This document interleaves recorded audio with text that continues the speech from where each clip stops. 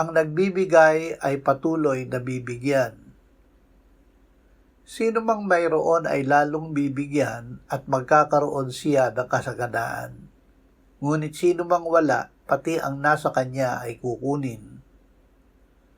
Ang bawat mayroon ay bibigyan at siya'y magkakaroon ng kasaganaan. Ngunit ang wala, pati ang nasa kanya ay kukunin. Ang mayroon ay lalo pang bibigyan at ang wala, pati na ang nasa kanya ay kukunin pa. Sinasabi ko sa inyo na sa bawat mayroon ay higit pang marami ang ibibigay.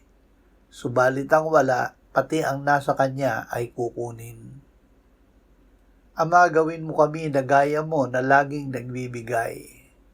Salamat na hindi kami kakapusin sa ibibigay namin, dahil ang mga ito ay ibibigay mo sa amin ng higit sa aming pangangailangan. Amen.